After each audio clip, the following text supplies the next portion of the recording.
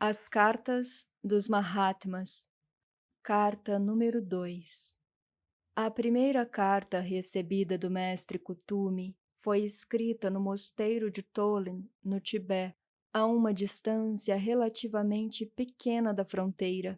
Quando a segunda foi escrita, ou precipitada, o Mahatma havia deixado o mosteiro de Tolen e estava em algum ponto do Vale de Caxemira, viajando para consultar o Mahachohan a respeito da carta que recebera de A.O. Hume.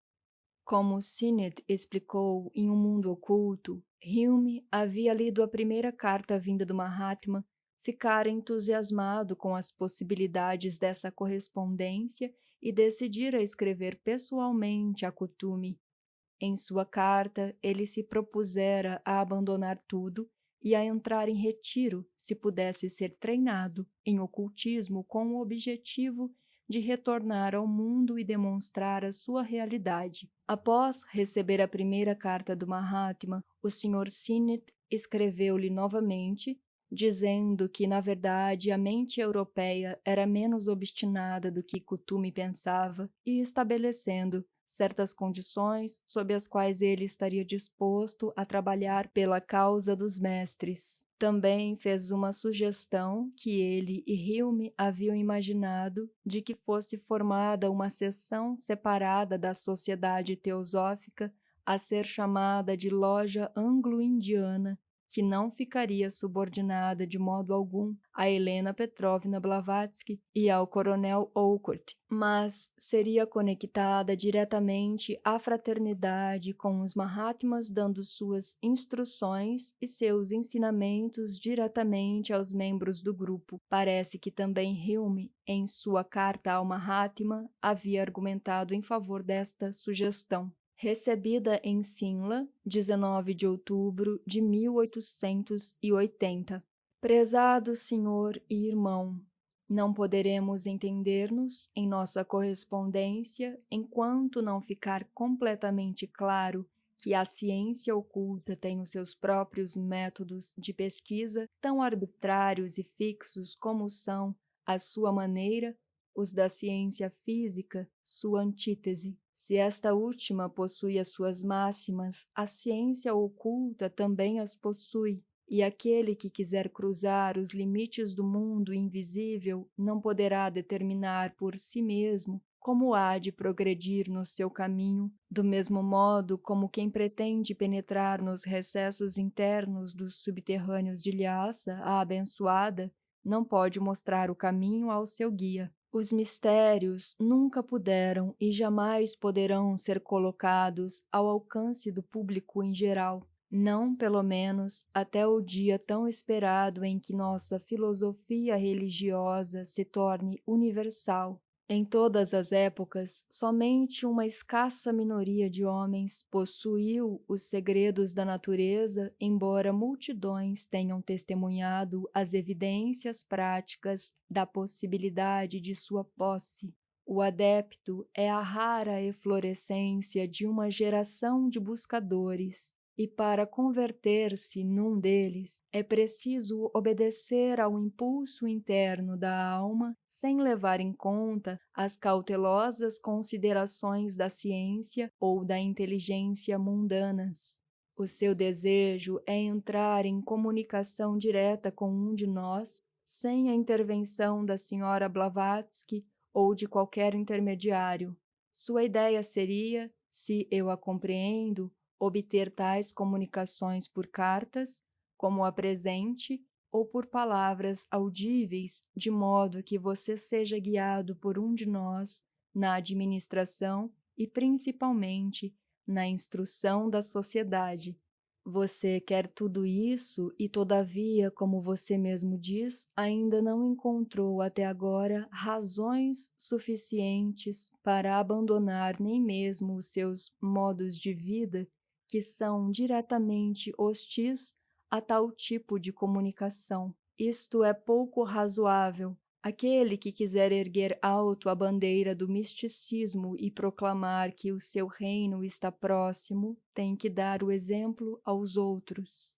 Ele deve ser o primeiro a mudar os seus próprios modos de vida e, com relação ao fato de que o estudo dos mistérios ocultos é o degrau mais alto da escada do conhecimento, tem que proclamar isso em voz alta, apesar da ciência exata e da oposição da sociedade. O reino do céu é obtido pela força, dizem os místicos cristãos. É somente com uma arma na mão e disposto a vencer ou morrer que o místico moderno pode ter a expectativa de alcançar seu objetivo. Minha primeira resposta cobriu, pensei, a maior parte das questões da sua segunda e mesmo as da sua terceira carta, tendo expressado nela a minha opinião de que o mundo em geral não está ainda maduro para nenhuma comprovação demasiado impactante de poderes ocultos. Resta-nos apenas tratar com os indivíduos isolados que buscam, como você, ir além do véu da matéria até o mundo das causas primárias, ou seja, só precisamos considerar agora o seu caso e o do Sr. Hume. Esse senhor fez-me também a grande honra de dirigir-se a mim pessoalmente, fazendo algumas perguntas e estabelecendo as condições sob as quais estaria disposto a trabalhar seriamente para nós. Mas, como as suas motivações e aspirações são de natureza diametralmente opostas e levam, portanto, a resultados diferentes, tenho que responder separadamente a cada um de vocês. O primeiro e principal fator que determina nossa decisão de aceitar ou rejeitar sua oferta está na motivação interna que o leva a buscar as nossas instruções e, em certo sentido, a nossa orientação. Esta última é buscada, em todo caso, com certas reservas, tal como eu entendo, e, portanto, fica como uma questão independente de tudo o mais. Agora vejamos quais são as suas motivações. Tentarei defini-las nos seus aspectos gerais, deixando os detalhes para considerações posteriores. Elas são: 1. O desejo de receber provas concretas e incontestáveis de que existem realmente forças na natureza das quais a ciência nada sabe. 2. A esperança de apropriar-se delas algum dia, quanto antes melhor, porque você não gosta de esperar, de modo a capacitar-se para a. Demonstrar a sua existência a umas poucas e escolhidas mentes ocidentais, b. Contemplar a vida futura como uma realidade objetiva construída sobre a rocha do conhecimento, não da fé, e c. Finalmente saber, talvez a mais importante entre todas as suas motivações, embora seja a mais oculta e a melhor guardada, toda a verdade acerca de nossas lojas e sobre nós, para ter, em resumo, uma clara certeza de que os irmãos, sobre os quais todos tanto ouvem falar e veem tão pouco, são entidades reais e não ficções de um cérebro alucinado e desordenado. Essas, vistas em seu melhor aspecto, nos parecem ser as suas motivações quando se dirige a mim, e eu respondo no mesmo espírito, esperando que a minha sinceridade não seja mal interpretada nem atribuída a um ânimo inamistoso. Para nós, estas motivações, sinceras e dignas de toda consideração do ponto de vista mundano, parecem egoístas. Você tem que me perdoar pelo que possa ver como linguagem agressiva se o seu desejo realmente é o que você diz: aprender a verdade e obter instrução de nós, que pertencemos a um mundo completamente diferente daquele em que você se movimenta. Estas motivações são egoístas porque você deve saber que o principal objetivo da sociedade teosófica não é tanto satisfazer aspirações individuais, e sim servir aos nossos semelhantes. E o valor real da palavra egoístas, que pode soar mal aos seus ouvidos, tem para nós um significado peculiar que pode não existir para você. Portanto, em primeiro lugar, você não deve entender a palavra de outra forma a não ser no sentido acima. Talvez compreenda melhor o nosso significado ao saber que, no nosso ponto de vista, as mais elevadas aspirações pelo bem-estar da humanidade ficam manchadas pelo egoísmo. Se na mente do filantropo ainda houver uma sombra de desejo de auto-benefício ou uma tendência para fazer injustiça, mesmo quando ele é inconsciente disso. No entanto, você sempre argumentou contra a ideia da fraternidade universal, questionou a sua utilidade e propôs uma reestruturação da sociedade teosófica, tendo como princípio a ideia de uma escola para o estudo especial do ocultismo. Isso, meu respeitado e prezado amigo e irmão, nunca ocorrerá. Tendo abordado os motivos pessoais, vamos examinar as condições que você coloca para ajudar-nos a fazer o bem para o mundo. Em termos gerais, essas condições são, primeiro, que uma sociedade teosófica anglo-indiana independente seja fundada através dos seus amáveis serviços, sobre cuja direção não terá influência nenhum dos nossos atuais representantes.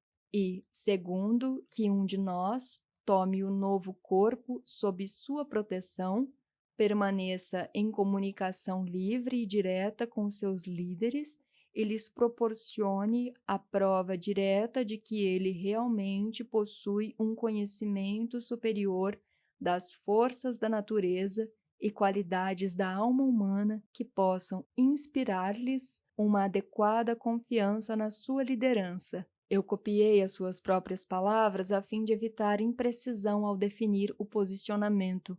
Do seu ponto de vista, estas condições podem parecer tão razoáveis que não provocariam resistência, e, na verdade, a maior parte dos seus compatriotas e talvez dos europeus poderia ter a mesma opinião. O que poderia ser mais razoável, dirá você, do que pedir que um instrutor ansioso para disseminar seu conhecimento e o discípulo, oferecendo-se para ajudar nisso, se encontrem face a face e que o instrutor dê ao outro provas experimentais de que as suas instruções são corretas? Como homem do mundo, que vive e simpatiza plenamente com ele, você tem toda a razão, sem dúvida. Mas os homens deste nosso outro mundo, que não foram treinados na sua maneira de pensar e que podem, às vezes, achar muito difícil segui-la e apreciá-la, dificilmente podem ser criticados por não responderem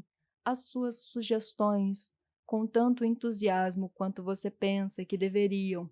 A primeira e mais importante das nossas objeções está em nossas regras. É verdade que temos as nossas escolas e instrutores, nossos neófitos e chaberons, adeptos superiores, e a porta é sempre aberta quando o homem certo bate nela, e damos sempre boas-vindas ao recém-chegado. Apenas, em vez de nós irmos até ele, ele tem de vir até nós. Mais do que isso, a menos que ele tenha atingido aquele ponto da senda do ocultismo em que é impossível retornar, tendo-se comprometido irreversivelmente com a nossa associação, nós nunca o visitamos, nem mesmo cruzamos a sua porta em aparência visível, exceto em casos raríssimos. Estará algum de vocês tão ansioso por conhecimento e pelos poderes benéficos que ele confere que se disponha a deixar o seu mundo e vir para o nosso?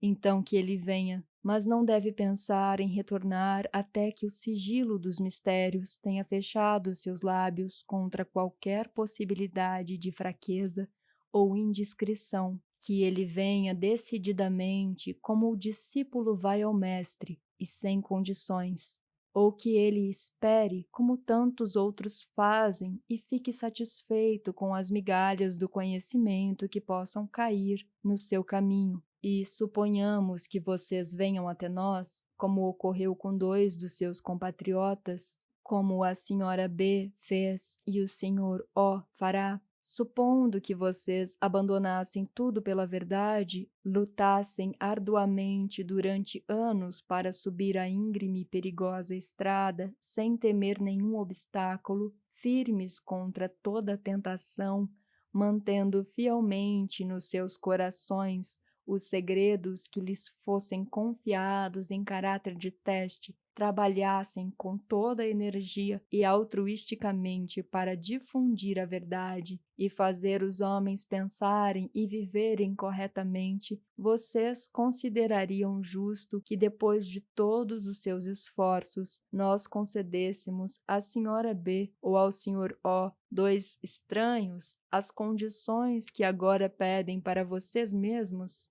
Destes dois, um já nos deu 3/4 partes de sua existência, o outro 6 anos da fase de pleno vigor de sua vida, e ambos seguirão trabalhando assim até o fim das suas vidas. Embora tendo sempre trabalhado para a sua merecida recompensa, nunca a reclamaram, nem se queixaram quando desapontados. Ainda que eles realizassem muito menos trabalho do que fazem, não seria uma clara injustiça ignorá-los, como foi proposto num campo importante do esforço teosófico? A ingratidão não está entre os nossos defeitos, nem imaginamos que vocês queiram aconselhá-la a nós. Nenhum dos dois tem a menor disposição para intrometer-se na direção da imaginada loja anglo-indiana, nem interferir na escolha dos seus dirigentes. Mas a nova sociedade, se vier a ser formada, deve ser, de fato, embora tendo uma denominação própria, uma loja da sociedade matriz, como o é a Sociedade Teosófica Inglesa em Londres, e contribuir com sua vitalidade e utilidade para promover a ideia básica de uma fraternidade universal e de outras formas práticas. Embora os fenômenos tenham sido mal apresentados, alguns deles, como você mesmo admite, são incontestáveis. As batidas na mesa quando ninguém a toca e os sons de sino no ar foram, você diz, sempre considerados satisfatórios, etc., etc. Disso você conclui que bons fenômenos de teste podem ser facilmente multiplicados ad infinitum. Isto é verdade em qualquer lugar onde as nossas condições magnéticas e outras estejam constantemente presentes e onde não tenhamos que agir com e através de um corpo feminino enfraquecido no qual, poderíamos dizer, reina um ciclone vital a maior parte do tempo. Mas, por mais imperfeita que seja a nossa agente visível, e frequentemente ela é imperfeita e insatisfatória ao extremo, ela é o que há de melhor no momento atual, e seus fenômenos têm assombrado e desconcertado algumas das mentes mais inteligentes da época atual durante quase meio século. Mesmo ignorando a etiqueta jornalística e as exigências da ciência física, nós temos uma intuição sobre os processos de causa e efeito. Já que você não escreveu nem mesmo sobre os próprios fenômenos que corretamente considera tão convincentes, temos o direito de deduzir que muita energia preciosa pode ser desperdiçada sem bons resultados. Em si mesmo, o caso do broche é, aos olhos do mundo, completamente inútil, e o tempo provará que tenho razão. A sua boa intenção não deu fruto algum. Para concluir, estamos dispostos a continuar esta correspondência caso a visão do estudo oculto que é dada acima lhe pareça adequada. Cada um de nós, seja qual for seu país ou etnia, passou pela provação descrita. Enquanto isso, esperando pelo melhor, atenciosamente como sempre, Kutumi Lao Singh.